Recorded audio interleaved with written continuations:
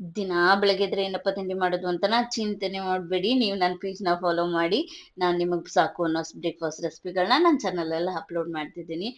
ಹೇಳ್ತೀರಾ ಹೋಗ್ರಿ ಎಲ್ಲೋಗ್ತೀರಾ ಅಂತಾನೆ ಗೊತ್ತಿಲ್ಲ. ಒಂದು ವಿಡಿಯೋ ಮಾಡ್ಬಿಟ್ಟು ಒಂದು ವಾರ ಅಥವಾ ತಿಂಗಳಾದ್ರೂ ಬರಲ್ಲ ಅಂತನಾ?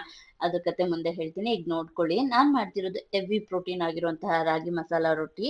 ಅದಕ್ಕೆ ಜೀರಿಗೆ, ಅಜ್ವಾನ ಮತ್ತೆ ಈರುಳ್ಳಿ ಮತ್ತೆ ಪ್ರೋಟೀನ್ ಆಗಿರುವಂತಹ ಬೀಟ್ರೂಟ್, ಕ್ಯಾರೆಟ್, ಕೊತ್ತಂಬರಿ ಸೊಪ್ಪು, ಕರಿಬೇವು ಇಷ್ಟನ್ನು ಹಾಕೊಂಡು ಇದ್ರ ಜೊತೆಗೆ ನಾನು ಆಗಲೇ ತೋರಿಸಿದ್ನಲ್ಲ ಕಡಲೆ ಬೀಜ, ಮೆಣಸಿನ್ಕಾಯಿ ಇರುವಂತಹ ಪೇಸ್ಟ್‌ನ ನೀರು ಹಾಕೊಳ್ದೆ ಮಿಕ್ಸಿ ಮಾಡಿ ಇದಕ್ಕೆ ಹಾಕೊಂಡು ಈ ಒಂದು 2 ಬಟ್ಲು ರಾಗಿ ಹಿಟ್ಟು, ಸ್ವಲ್ಪ ಉಪ್ಪು ಹಾಕಿ ರುಚಿಗೆಲ್ಲ ಮಿಕ್ಸ್ ಮಾಡಿಕೊಂಡು ಕಾದಿರುವಂತಹ ನೀರನ್ನ ಅದಕ್ಕೆ ಹಾಕಿ ಒಂದು 10-15 ನಿಮಿಷ ಮಿಕ್ಸ್ ಮಾಡಿ ಬಿಟ್ಬಿಡಿ. ಅದು ಸ್ವಲ್ಪ ಎಲ್ಲ ಹೊಂದ್ಕೊಳ್ಳಿ. ಹಂಗಂತ ಜಾಸ್ತಿ ನೀರು ಹಾಕ್ಬಿಡಿ. ಅದಕ್ಕೆ ಎಷ್ಟು ಬೇಕೋ ಅಷ್ಟು ನೀರು ಹಾಕ್ಕೊಳ್ಳಿ.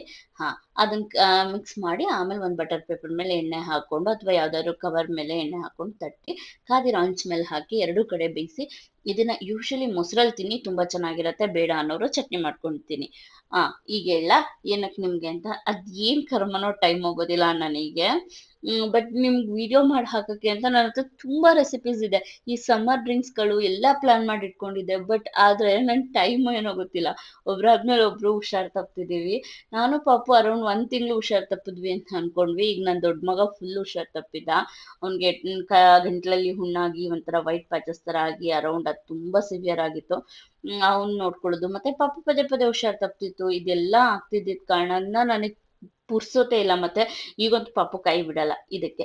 ಹಾಕ್ತೀನಿ ಇನ್ಮೇಲೆ ವಿಡಿಯೋ.